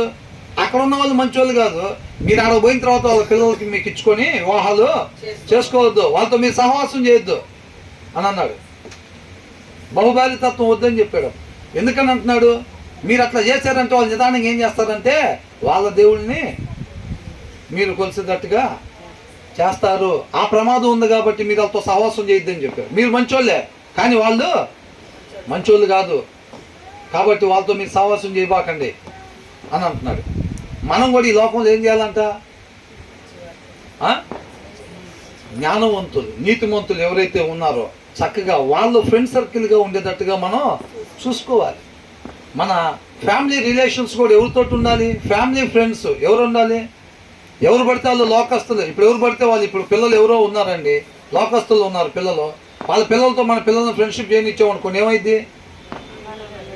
ఆ మాటలన్నీ మన వాళ్ళు నేర్చుకుని వస్తారు, ఆ అలవాట్లన్నీ నేర్చుకుని వస్తారు అన్నమాట. కాబట్టి తగిన జాగ్రత్త తీసుకోవాలి. తండ్రి చేత ఆకర్షింపబడిన వాళ్ళే కుమారుడి దగ్గరికి వస్తారంతే. ఆయన ఎక్కడెక్కడికి నడిపిస్తే అక్కడే మనం విత్తనాలు చల్లేవారుగా ఉండాలి, అంతే. అవునా? కాబట్టి ఈ వచనం నుంచి ఏం నేర్చుకోవాలి? మనం జ్ఞానులతో మనం సహవాసం చేస్తే జ్ఞానము గలవారంగా ఉంటాము. తర్వాత ఏముంది? మూర్ఖుల సహవాసము చేసేవాడు ఏమవుతాడంట? చెడిపోతాడంట. కాబట్టి మనం జాగ్రత్తగా చూసుకోవాలి. యేసయ్యతో మనం సహవాసం చేసినట్టయితే ఆయన వల్లే మనం కూడా తయారవుతాం. తర్వాత ఏమనుంది? ఎవరినంట తరిమేది? పాపాలనంట ట్రబుల్ పర్సూస్ ద సిన్నర్ అని అంటున్నాడు. పాపం చేసే వాళ్ళంట ట్రబుల్స్ అంటే ఉండకూడని అకౌంట్ ఉంటుంది చూసారండి. రేపు నిత్య నరకాగ్నికి వెళ్ళటానికి ఏమేమి విట్నెస్లు ఉంటాయి చూసారా? మనం ఏదేదైతే నిత్య నరకాగ్నికి తీసుకెళ్తాయో ఆ పుస్తకం మాత్రం నిండిపోతూ ఉండిద్దంట. చేయాల్సింది చేయకపోవటం వల్ల ఏమైంది? ఆ పుస్తకంలో రాయబడిద్ది అనమాట. ఇబ్బంది, పద్దాకుల సమస్యలు ఎదురవుతూ ఉంటాయి. ఆ బ్యాంక్ బ్యాలెన్స్ పెరిగిపోతూ ఉంటుంది. ఏ బ్యాంక్ బ్యాలెన్స్? రేపు మన నిత్య నరకాగ్నికి తీసుకెళ్ళి చూసారా? ఆ బ్యాంక్ బ్యాలెన్స్ పెరిగిపోతూ ఉండిద్ది. అది వద్దన్న పని చేయటం వల్ల ట్రబుల్ పర్సూస్ ద సిన్నర్ అని అంటున్నారు. అంటే ఆ ట్రబుల్ అనేది, ఇబ్బంది అనేది అన్నమాట ఆ పాపుల్ని వెంటాడుతూ ఉండిద్ది. పాపులు అంటే అవివేకులు, ఉండకూడని రీతిగా ఉండేవాళ్ళు. వాళ్ళు ఉండకూడని రీతిగా ఒక పని చేయగానే వాళ్ళకి అకౌంట్లో పడిపోతాయి డబ్బులు. ఏ అకౌంట్లో? నరకానికి తీసుకెళ్ళి అకౌంట్లో పడిపోతాయి. ఈ వివేకం లేక మాట్లాడగానే ఏమైంది, ఆ అకౌంట్లో మళ్ళీ డిపాజిట్ అయిపోతూ ఉంటుంది. అర్థమవుతుందండి? ఆ ట్రబుల్ అంట వాళ్ళని వెంటాడుతూ ఉండిద్దంట. ఎవరిని? పాపుల్ని. పాపులు అంటే ఎవరు? ఇక్కడ రెండు రకాలు. ఒకళ్ళు వివేకం కలిగిన వాళ్ళు, రెండోది వివేకం లేని వాళ్ళు. అంతే. జ్ఞానం కలిగిన వాళ్ళు, జ్ఞానం లేని వాళ్ళు. దేవుని పిల్లలు, అపవాది పిల్లలు, అంతే. ఈ రెండు. అదే సామెతల్లో మొత్తం కూడా చెప్పబడుతూ ఉందన్నమాట. ఆ జ్ఞానము వివేకాలు మనం ఉంటే, ఉండాల్సిన రీతిగా మనం ఉండటానికి అవే మనల్ని నడిపించేది. మనం వాక్యం చదవకపోతే ఆ జ్ఞానము వివేకము మన దగ్గర ఉండదు. ఉండకపోవటం వల్ల మనం మాట్లాడకూడని మాట మనం మాట్లాడేస్తాం. దాని తాలూకా అకౌంట్లోకి క్రెడిట్ అయిపోతూ ఉంటాయి. రేపు చక్కగా అవన్నీ కూడా మన నిత్య నరకాగ్నికి తీసుకెళ్ళిపోతాయి అన్నమాట. అర్థమవుతుందండి? జ్ఞానం లేకపోతే, వివేకం లేకపోతే అంత డేంజరు, అంత డేంజరు. ఆ తర్వాత ఏమంటున్నాడు? Trouble pursues the sinner but the righteous are rewarded with good things అని అంటున్నాడు. రైచియస్, నీతిమంతుడు. అర్థమైందండి? నీతిమంతుడి కంట బహుమానంగా ప్రతిఫలం వచ్చింది అనమాట. ఈ బుక్లో మొత్తం రాయబడుతుంది. అంటే ఈ నీతిమంతులు అనేవాళ్ళు ఎవరు? వాక్యాన్ని అనుసరించే వాళ్ళు. వాక్యం వేరే వాళ్ళకి మేలు కలిగే మాట మాట్లాడు, వాక్యాన్ని ధ్యానించు. ఆ ధ్యానించినప్పుడు నీ లోపల ఉన్నది అవతల వాళ్ళకి జీవం కలిగించే మాట వచ్చిద్దని అంటాడు. వీళ్ళు ఒక మాట మాట్లాడంగానే యువతల క్రెడిట్ అయిపోతూ ఉంటుంది. వీళ్ళకి ఒకరికి సహాయం చేయగానే క్రెడిట్ అయిపోతూ ఉండిద్ది. అర్థమవుతుందండి? ఒకరికి మేలు చేయగానే వీళ్ళు అట్లా రూపాయి కూడబెట్టుకుంటారు అనమాట. ఎవరు? నీతిమంతులు. నీతిమంతులు ఒక మాట ఎదుటి వాళ్ళకి జీవాన్ని ఉజ్జీవింపజేసే మాట ఒకటి మాట్లాడినప్పుడు ఏమైంది? అకౌంట్లో క్రెడిట్ అయిపోతూ ఉంటుంది. ఒకరికి మెయిల్ చేయగానే ఏమంటే క్రెడిట్ అవుతూ ఉంటుంది. అలాగా ఒక్కొక్క పని చేసుకుంటా చక్కటి బ్యాంక్ బ్యాలెన్స్ని సెట్ చేసుకుంటారు అన్నమాట. ఎప్పటికప్పుడే ఆయన కృపను బట్టి ఆయన మనకి ఎంత ఆయుష్ ఇస్తే అంత ఆయుష్. అపవాది ఏం చేస్తాడు? ఈ నెల వదిలిపెట్టు, వచ్చే నెల నుంచి తిరగది నువ్వు ఆత్మీయంగా, నేనే చెబుతున్నాగా అంటాడు. ఏం చేయాలంట? ఈ నెల వదిలిపెట్టు అంటాడు. ఎప్పటికప్పుడే అప్పురేపులాగా ఏం చేస్తాడు? అసలు ఈ వారం అట్టు పెట్టు, వచ్చే వారం నుంచి నీకెందుకు ఇరగది, నేనే చెప్తాను, నేను 5 అలారం పెట్టి ప్రార్థన చేద్దువు కానీ, వాక్యం చదువుతూ కానీ అంటాడు. ఎప్పటికప్పుడే. ఎప్పుడు దాకా అంటాడు అది? ఇక మన టైం వచ్చింది దాకా అంటాడు. అట్లా మోసం చేస్తాడు. అర్థమవుతుందండి? జ్ఞానవంతుడు ఏం చేస్తాడు? వాక్యం చదివినాడు, దేవా ఈ క్షణం నాకు ఇచ్చేవాడంటే కేవలం నీ కృపే అని చెప్పి ఆయన్ని ఆశ్రయిస్తాడు. దీన్ని ఏ రీతిగా ఉపయోగించాలో ఆ రీతిగా మాత్రమే ఉపయోగించేటట్టుగా నీ కృపతో నాయనా నన్ను నడిపించు ప్రభువా అని చెప్పి ఆ క్షణం మీద అధికారం ఆయనకి ఇస్తాడు. అవునా? ఇక ఆయన ఏం చేస్తాడు? అకౌంట్లో డబ్బులు క్రెడిట్ అయ్యేటట్టుగా ఆ క్షణాన్ని ఉపయోగించే కృపను దయచేస్తాడు. అవునా కదా? ఈ క్షణం నేను సజీవుడిగా ఉన్నాను కాబట్టి ఈ క్షణం నేను ఎలాగ ఉపయోగించాలో అలాగా ఉపయోగించాలి. ఆయన ఈ నిమిషం ఇచ్చాడంటే ఈ నిమిషానికి నేను ఏం చేసి డబ్బులు అకౌంట్లో క్రెడిట్ చేసుకోవచ్చో ఆ రీతిగా ఉపయోగించు. ఆశపడే ప్రాణాన్ని దేవుడు తృప్తిపరుస్తాడు. మన ఆశ ఇదే ఉందా? లేకపోతే వాక్యం చదవలేదు అనుకోండి, ఏది పడుతుంది వచ్చేసిద్ది అంతే. అవతల అకౌంట్లో పడగొండ అకౌంట్లోకి పడిపోతూ ఉంటే రేపు మన ఈడ్చుకుని వెళ్ళిపోతాయి అంతే. అర్థమవుతుందండి? But the righteous are rewarded అని అంటున్నాడు. బహుమానం ఇస్తానంటున్నాడు. నిత్య జీవాన్ని బహుమానంగా ఇస్తాను అని అంటున్నాడు అన్నమాట. తర్వాత ఏంటి? మంచివాడు తన పిల్లలను ఆస్తికర్తలుగా చేయును. దేంట్లో? ఇక్కడ ఏమనుందంటే a good person leaves an inheritance for the children అన్నాడు. వాళ్ళ కుమారులకంట వీళ్ళు ఏం చేస్తారంటే ఒక ఇన్హెరిటెన్స్ అంటే పూర్వీకులకి ఉండే లక్షణాలు. అంటే పండు తినక ముందు మనకుందో చూసారండి, పండు తినక ముందు ఉన్న లక్షణాలు ఉన్నాయి చూసారా? ఆ లక్షణాలని కలిగి ఆ లక్షణాలని తర్వాత వాళ్ళకి ఒక ఆస్తిగా కనపరిచేవాళ్ళుగా, ఒక మంచి మాదిరిని తర్వాత తరానికి మనం కనపరిచేవారుగా ఉంటామంట. ఎవరు? ఏ గుడ్ పర్సన్ అని అంటున్నాడు. బట్ ఏ సిన్నర్ అని అంటే ఇక్కడ ఇద్దరు సగమేమో ఉండాల్సిన రీతిగా ఉండే వాళ్ళ గురించి, వాక్యం చదివే వాళ్ళ గురించి, ఆ జ్ఞానము ఆ వివేకము కలిగి ఉండే వాళ్ళకి ఏ రీతిగా ఉండిద్దో వాళ్ళంతా వాళ్ళ కుమారుని యొక్క కుమారులకంట ఏం చేస్తారు? ఆ పండు తినకముందు ఉండే స్వభావ లక్షణాలు ఏవైతే ఉన్నాయో ఆ లక్షణాలు కలిగి వీళ్ళు జీవించి వాళ్ళకి ఒక మంచి మాదిరినంట కనపరుస్తారు. ఆ ఆస్తికర్తలుగా చేస్తారు. ఇక్కడ ఆస్తికర్తల గురించి దేవుడు మాట్లాడు ఎప్పుడు కూడా. అర్థమవుతుందండి? అది తల్లిదండ్రులు వాక్యాన్ని అనుసరించి జీవించటం అనేది పిల్లలకు అంత మేలు చేసిద్ది అనమాట. మనం ఇవ్వాల్సిన ఆస్తి అది. నన్నుగా తెలుసుకొని నీ కుమారునికి వాని కుమారులకి నువ్వు చెప్పాలి అని అంటున్నాడు. నన్నుగా తెలుసుకొని అని అంటే ఊరికి నేను తెలుసుకోవటం కాదు. ఓ ఇలా ఉంటాడు ఆయన న్యాయంగా ఉంటేనే తోడుగా ఉంటాడు అనేది తెలుసుకోవటం కాదు. మనం న్యాయంగా ఉండి ఆయన్ని మనకి తోడుగా కలిగి ఉండటము. అర్థమవుతుందండి? న్యాయంగా ఉంటేనే దేవుడు తోడుకుంటాడని తెలుసుకోవటం కాదు. మనం న్యాయంగా ఉండి ఆయన మనకు తోడుగా ఉంచుకొని మన తర్వాత వాళ్ళకి ఒక మాదిరిని కనపరచటం, వాళ్ళకి దాన్ని ఆస్తిగా అందించటం అన్నమాట. అర్థమవుతుందండి? అది ఆయన నీతిని, ఆయన రాజ్యాన్ని అతకటం. వాళ్ళకి ఏం కావాలో ఆయన చూసుకుంటాడు. అప్పుడు మనకు అప్పచెప్పిన బాధ్యత. అబ్రాహాంకు, మోషేకి, దావీదికి అదే చెప్పాడు దేవుడు. నీ కుమారుడికి నువ్వు నా గురించి తెలుసుకొని నువ్వు వాళ్ళకి చెప్పాలని. ఆ విషయం మనతో ఎందుకు చెప్పాడు? మనం కూడా అదే రీతికి చెప్పాలంటున్నాడు. అర్థమవుతుందండి? ఒక మంచి మాదిరికరంగా పిల్లల ముందు వాక్యం చదవకుండా ఉండే తల్లిదండ్రులు చక్కగా ఇంట్లోనే తిరుగుతూ ఉంటారు.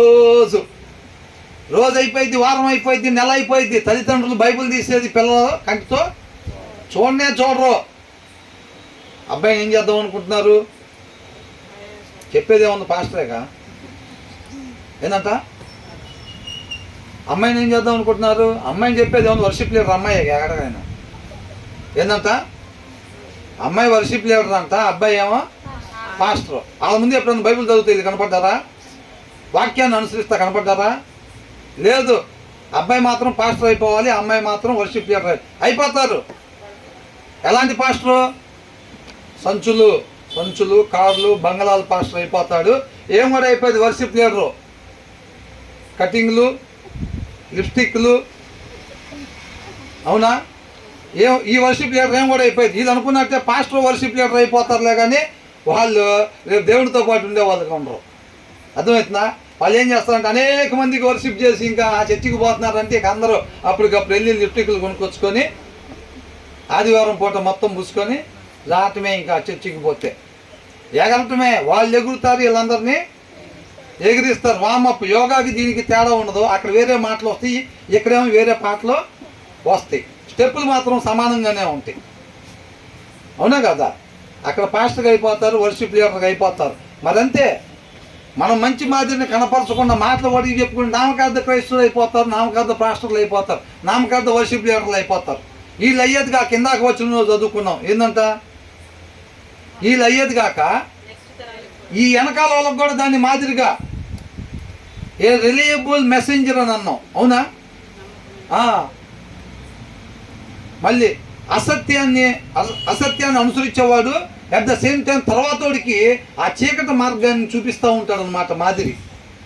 సత్యాన్ని అనుసరించేవాడు ఏం చేస్తాడంటే తర్వాత వాళ్ళకి ఏం చేస్తాడు? ఆ మార్గాన్ని ప్రమోట్ చేస్తున్నట్టు అనమాట. నా జీవితం ద్వారా ఏం చేస్తున్నట్టు వినాలండి. నేను ఒక మార్గాన్ని ఎన్నుకొని ఆ మార్గంలో నేను నడిచేటప్పుడు ఏం చేస్తానంటే ఆ మార్గాన్ని మనం ప్రమోట్ చేస్తున్నాం అని అర్థం. వాక్యం చదవకుండా అసత్యానుసారంగా మనం ఉండేటప్పుడు ఏం చేస్తున్నాం అంటే నేను అసత్యానుసారంగా ఉంటా, ఆ రోడ్డులో వెళ్తా, అనేక మందికి జనాల మధ్యలో మనం ఉంటాం కదా, ఆ అసత్యానుసారంగా మనం జీవించడం ద్వారా ఆ రోడ్డుని జనానికి కనబరుస్తూ ఉంటాం, ప్రమోట్ చేస్తున్నాం ఆ రోడ్డుని మనం. సత్యానుసారంగా ఉండేవాడు కూడా ఏం చేస్తాడని అంటే ఆ రోడ్లో సత్యానుసారంగా అనేక మంది ముందు ఉంటా దాన్ని ప్రమోట్ చేస్తున్నాడు అనమాట. అందుకనే మెసెంజర్ అని వాడారు. అర్థమవుతుందండి? తర్వాత తరానికి అందించేవాడు అని.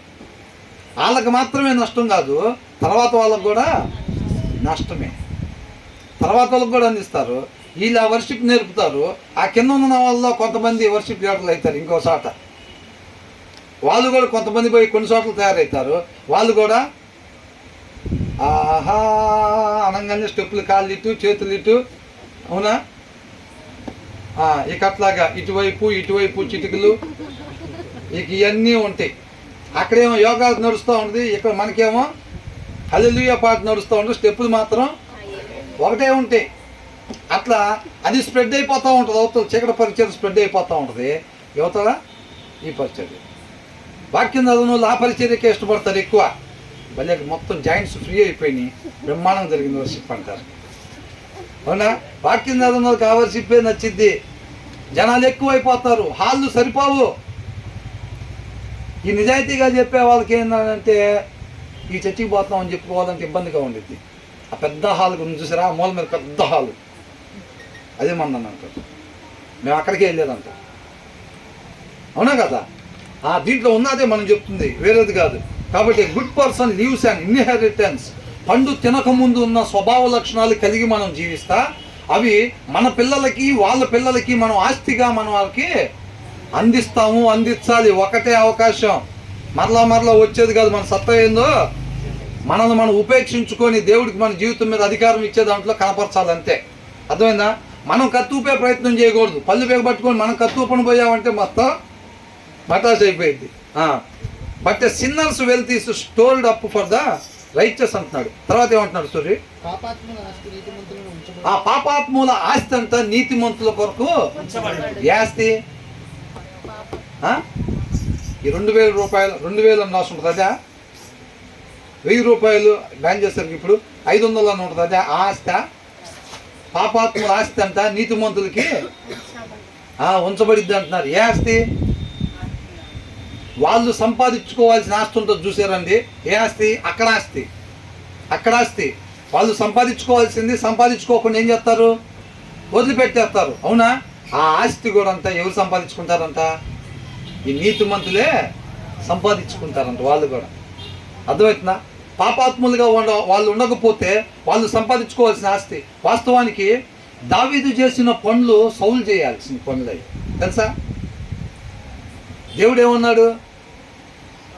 నా జనాల మీద శాశ్వతంగా నిన్ను రాజుగా ఉంచాలని నేను ఇష్టపడ్డానని అంటున్నాడు. ఆయన విధేయత చూపించలా. తర్వాత ఏం చేశాడు? ఆస్తి ఎవరికి ఇచ్చాడు? దావీదు అకౌంట్లో పడిపోయినాయి అవన్నీ. అవునా? ఎవరి అకౌంట్లో పడినాయి? లెక్క అయితే దావీదు చేసిన కార్యాలు ఏవైతే ఉన్నాయో ఆ కార్యాలన్నీ చేసి దావీదు అకౌంట్లో వేసుకున్నాడు చూసారా, అవి మొత్తం సౌలు అకౌంట్లో పడాల్సిన ఆస్తి. అదే లెక్క అయితే సౌలు అవిధేయత చూపించటం వలన ఆ ఆస్తి ఎవరి అకౌంట్లో పడింది? దావీదు అకౌంట్లో పడింది. అది అంటున్నాడు పాపాత్ముల ఆస్తి నీతిమంతుల కొరకు. చదవాలి. పాపాత్ముల ఆస్తి అంతా నీతిమంతుల కొరకు ఉంచబడటం అంటే అది. ఎంతమందికి అర్థమైంది ఈ మాట? పాపాత్ముల ఆస్తి నీతిమంతుల కొరకు ఉంచబడటం అంటే అది. అర్థమవుతుందండి? ఆ పాపాత్ముల ఆస్తి అంటే డబ్బు కాదు. వాళ్ళు మొత్తం పోగేసి 100 కోట్లు సంపాదిస్తారు, తీసి నీతిమంతుడికి ఇస్తాడేమో దేవుడు అని అంటే నీతిమంతుడికి దాంతో పని? అది కాదు. పాపాత్ముల ఆస్తి అని అంటే వాళ్ళు ఉండాల్సిన రీతిగా ఉండి అక్కడ అకౌంట్లో సంపాదించుకోవాల్సిన డబ్బులు వాళ్ళు ఉండాల్సిన రీతిగా ఉండకపోవటం వల్ల ఏమవుతుందంటే ఆ పనులు ఆయన చిత్తం ఆగదు, ఆయన రాజ్య స్థాపన ఆగదు. సౌలు ఇప్పుడు విధేయత చూపించలేదు, ఆగిపోయిందా? ఆయన అనుకున్న పని దావీదు ద్వారా జరిగించుకుంటా ఆయన చిత్తాన్ని నెరవేర్చుకుంటూ ముందుకెళ్ళిపోతున్నాడు. నష్టపోయింది ఎవరు? సౌలే నష్టపోయాడు, ఏం అకౌంట్లోనే లేదు. పాపాత్ముల ఆస్తి నీతిమంతుల కోసం ఉంచబడిద్దంటే అది. మనం ఎంతగా విధేయత చూపిస్తే అంతగా ఉండాల్సిన రీతిగా ఉండని వాళ్ళ సత్క్రియలు వాళ్ళ ద్వారా దేవుడు చేయాలని ఇష్టపడతారు చూసారండి కొన్ని కార్యాలు. ఆ కార్యాలు దేవుడు ఆయన కృపను బట్టి మనం ఎంతగా విధేయత చూపించుకుంటే అలాంటి క్రియలు మన ద్వారా జరిగిస్తాడు అనమాట. ఆ క్రియలు అర్థమవుతుందా? ఆ ఆస్తి కూడా దేవుడు మనకిస్తాడు అనమాట. కాబట్టి మనం విధేయత చూపించేవారుగా ఉండాలి. ఈ అబ్రహాము, మోషే వీళ్ళందరూ ఎంతమంది ఆస్తి మరి వీళ్ళు అకౌంట్లోకి వేసుకున్నారు, అంతే కదా? మరి వాళ్ళకి విధేయత చూపించటం నేర్చుకున్నారు వాళ్ళు. ఆ విధేయత చూపించటం ద్వారా అవిధేయత ఎవరైతే చూపించారో వాళ్ళ ద్వారా చేయాలనుకున్న సత్క్రియలు దేవుడు ఏం చేస్తున్నాడు? వీళ్ళ ద్వారా చేస్తున్నాడు. ఆ తర్వాత ఏమంటున్నాడు? వేదలు సేద్యపరుచు క్రొత్త భూమి విస్తారముగా పండును, అన్యాయం వలన నశించు వారు కలరు. And unploughed field produces food for the poor అని. అన్ప్లౌడ్ దున్నబడని అని. దున్నబడని నేలైనా సరే ఏం చేసిద్దంట? ప్రొడ్యూసర్స్ ఫుడ్, ఆహారాన్ని ఇచ్చిద్దంట పేదలకి. అర్థమవుతుందండి?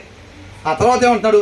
బట్ ఇన్జస్టిస్, అన్యాయంగా ఉండేవాడు స్వీప్స్ ఇట్ అవే అని అంటున్నాడు. అంటే అలాగా దానంతటికి అది ఆహారం ఇవ్వకుండా ఏం చేసిద్దంట?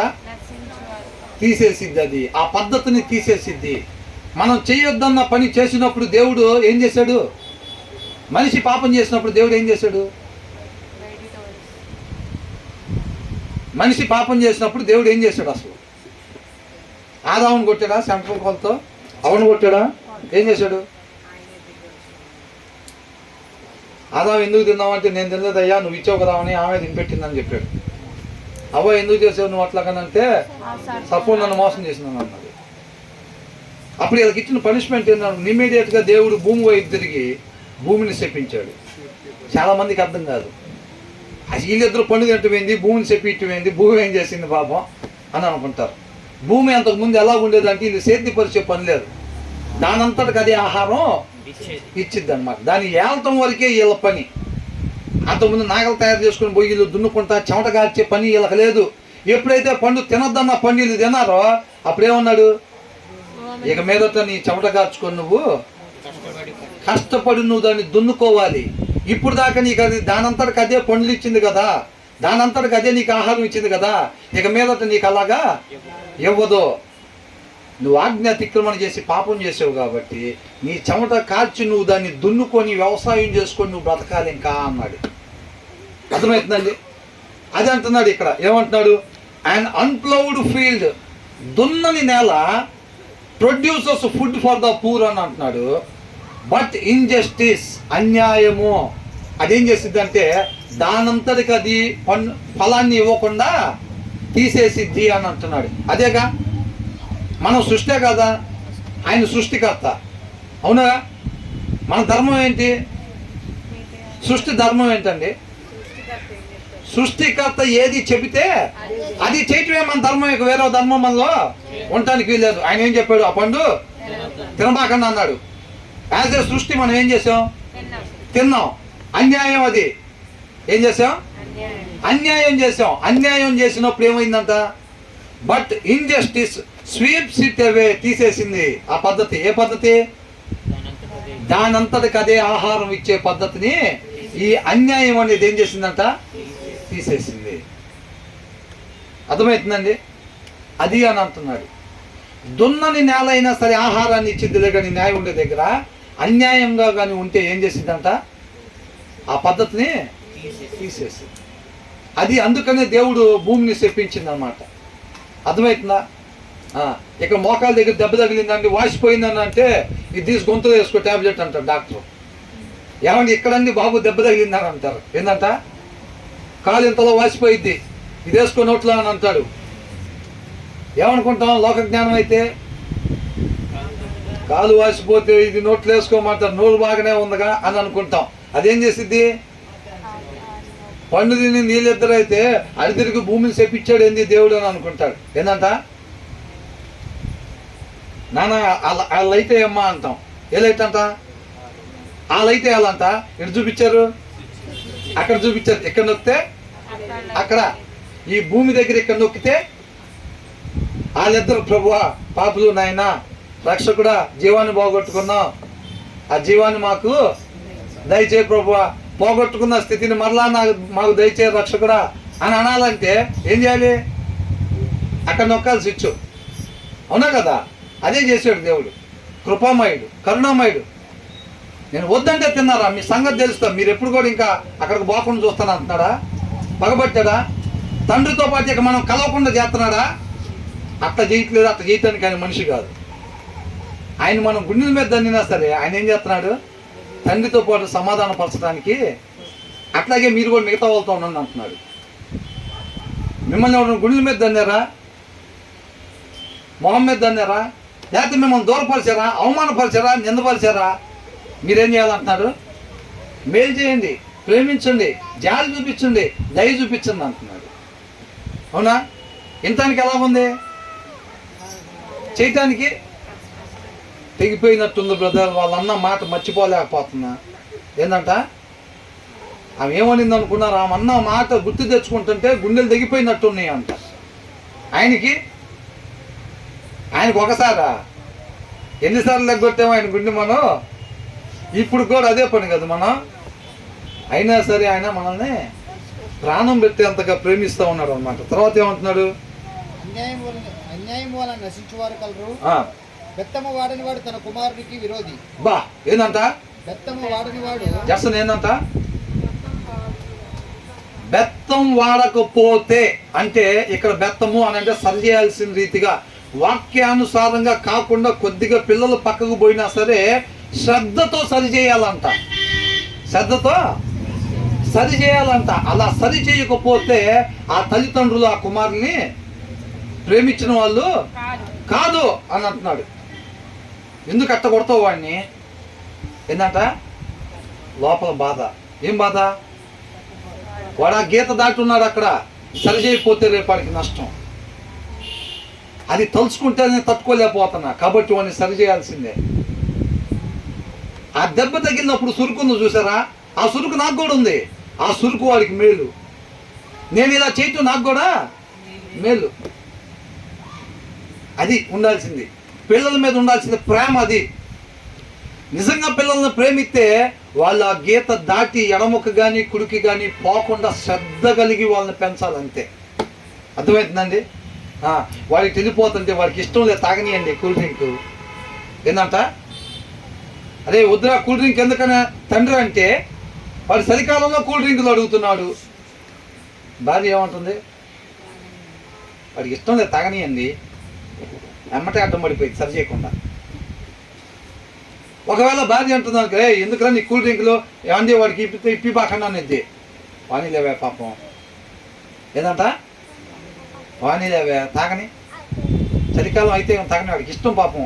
తాగేటప్పుడు వాడు మొహం చూడు ఎంత ఆనందంగా ఉందో. నిండిపోలా కడుపు నాకు నీకు. ఏందంట? ఇద్దరికి నిండిపోయిందంట. రేపు ఏళ్ళకు ఉంటుంది పిల్లలు పెంచాల్సిన రీతిగా పెంచినందుకు. అక్కడ కూడా నిండిపోయిద్ది కళాయి. రేపు కళాయి కూడా నిండిపోయిద్ది. అర్థమవుతుందా? అందరూ ఒకసారి ఉండొట్టు కలిసికట్టుగా. అదే చెప్తున్నాడు. ఈ పిచ్చి ప్రేమలో లోక ప్రేమలో పనికిరాని ప్రేమలో కనపరచబాకండి పిల్లల మీద అని అంటున్నాడు. అవునా కదా? వాక్యం ఏదైతే చెప్తున్నా ప్రతి దాని గురించి వాక్యం మాట్లాడుతున్నా. పిల్లలు పెంచడం కూల్ డ్రింకుల గురించి కూడా రాశారు బ్రదర్ మీరు. మరీను వాక్య సారాంశంలో ప్రతి దాని గురించి ఉండిద్ది. నీకు నాకు ఆసక్తి ఉండాలే కానీ ప్రతి పని గురించి వాక్య సారాంశంలో రాసి ఉండిద్ది అంతే. అర్థమవుతుందండి? కాబట్టి మనం సరి చేసుకోవటం వాడికి తెలియదు. వాడి చలికాలంలో కూల్ డ్రింకులు అడుగుతాడు. కాబట్టి వాక్యం ఏం సపోర్ట్ చేస్తుందో చూసుకుని దాని ప్రకారంగా పిల్లల్ని పెంచేవారుగా ఉండాలన్నమాట. వాక్యం సరి చేయమన్న దగ్గర సరి చేయలేకపోతే ఈ లోక ప్రేమ అడ్డం పడిందంటే పిల్లలు చెడిపోయే వాళ్ళుగా ఉంటారంతే.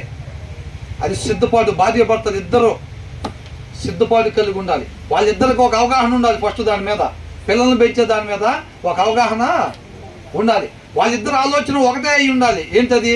పిల్లలు వాక్యానుసారంగా మాత్రమే పెరగాలంతే. అది తర్వాత క్రీస్తుని మాదిరిగా కనపరచడానికి వీళ్ళని మనం వదిలిపెట్టి వెళ్ళేది. అవునా కదా? తర్వాత తరానికి ఆస్తికర్తలుగా ఇప్పుడు మనం ఉన్నాం. మన పిల్లలు వాళ్ళ పిల్లల్ని ఆస్తికర్తలుగా చేయాలని అంటున్నాడు. వాళ్ళ తర్వాత వాళ్ళకి ఎవరు చేస్తారు? వీళ్ళే కదా. మరి ఆ రీతిగా వాళ్ళని ఆ స్టాండర్డ్స్లో పెంచాలా లేదా? మనం పెంచాలి. క్రీస్తు వలె వాళ్ళని తయారు చేయాలి. వాళ్ళు తర్వాత తరానికి వాళ్ళు మంచి మాదిరిని కనపరచాలి. వాళ్ళు నీ దగ్గర నేర్చుకున్నదే తర్వాత వాళ్ళ పిల్లలకి నేర్పిస్తారు. అనేక మందికి సత్యం అనే వెలుగు ద్వారా వెలుగుతా వాళ్ళు ఆ వెలుగుని అనేక మందికి ప్రకాశింపజేస్తారు. అదంతా మనం ఇచ్చే ఆస్తి. అర్థమవుతుందండి? అంతే తప్ప 2 ఎకరాలు 4 ఎకరాలు 8 ఎకరాలు కాదు. But the one who loves their children is careful to discipline them. Whoever spares the rod hates their children అని అంటున్నాడు. క్రమశిక్షణ సరి చేయాల్సినప్పుడు సరి చేయకపోతున్నట్టు వాళ్ళ పిల్లలను వాళ్ళు ప్రేమించినట్టు కాదు అని అంటున్నాడు. పాస్టర్ గారు వాళ్ళ పిల్లలు చాలామంది తప్పిపోయిన వాళ్ళు ఉంటారు తెలుసా? చాలామంది ఉంటారు. సరి చేయాల్సిన టైంలో సరి చేయలేకపోవటం వల్ల అట్లాగా. ఆ తర్వాత ఏమంటున్నారు? నీతిమంతుడు ఆకలి తీర భోజనం చేయను. నీతిమంతుడు ఏది పడితే అది కోరుకుంటారా? మటన్ బిర్యానీ 2 తీసుకురా, 2 ఫుల్లులు తండి అంటాడా? 2 ఫుల్లులు తండి. ప్రార్థన చేసుకోవటానికి శరీరం సహకరించుకొని ఉండాలి. వాక్యం చదవటానికి శరీరం సహకరించుకొని ఉండాలి. అట్లాంటి కోరికలు కోరుకుంటాడా నీతిమంతుడు? వాక్యానుసారమైన కోరికలే కోరుకుంటారు. ఎందుకంటే వాళ్ళని నడిపించేది లోపల ఉన్న వాక్యం. కాబట్టి ఏమంటున్నాడు? The righteous eat to their hearts content అని అంటున్నాడు. అర్థమవుతుందండి? వాళ్ళు తృప్తి పరచబడేటట్టుగా భోజనం వాళ్ళకి అందిస్తాడంట దేవుడు. అందుకని మనకు దాంట్లో తృప్తి ఉండిద్ది. ఒకరికి ఏదన్నా సహాయం చేయండి, అర్హత కలిగిన ఒక సహాయం చేయండి, అసలు ఎంత తృప్తిగా ఉండిద్దో. అసలు ఆ తృప్తికి దేంట్లో కూడా రాదు. అలాగా తృప్తి పొందుతారండి. తర్వాత but the stomach of the wicked, wicked అన్నప్పుడే వాళ్ళలో వాక్యం లేని వాళ్ళు అని అర్థం. గాడ్లీ పీపుల్ కాదు అని, నీతిమంతులు కాదు అని అర్థం అన్నాడు. వాళ్ళు వాక్యాన్ని చదవరు అని అర్థం, వాక్యాన్ని అనుసరించరు అని అర్థం. అర్థమవుతుందండి? వాళ్ళకి ఎప్పుడు పట్టినా ఎట్లా ఉంటుందంట? Stomach of the wicked goes hungry. కావాలి, ఇంకా ఏం కావాలంట? ఇంకా కావాలి కావాలి కావాలి. మొన్న అనుకున్నాం మనం, ఎలాన్ మస్క్ ఏమంటున్నాడంట? 3 లక్షల మిలియన్ డాలర్లు ఉంటే 10 లక్షల మిలియన్ డాలర్లు చేయటమైన టార్గెట్ అని అంటున్నాడు. ఒకవేళ 10 అయిన తర్వాత కాన్ఫరెన్స్ పెట్టండి, ఏం చెప్తాడు? 20 లక్షలు అంటాడు. ఒకవేళ 20 లక్షలు అయితే ఇక దానికి తృప్తి లేదు. ఇక అర్థమవుతుందా? దానికి కావాలి కావాలి అని అంటారనమాట. అర్థమవుతుందా? కాబట్టి మనం అలా ఉండకూడదు. దాని నీతిమంతుల్లాగా మనం ఉండాలి. నీతిమంతుల వల్లే మనం జీవించాలన్నమాట. కాబట్టి ఈ విన్న ప్రతి వాక్యం ఇదేనా లాస్ట్ వచ్చిన? ఓకే. 13వ అధ్యాయం అయిపోయింది దేవుడి కృపను బట్టి. 14వ అధ్యాయం నుంచి తర్వాత ధ్యానించుకున్నాం.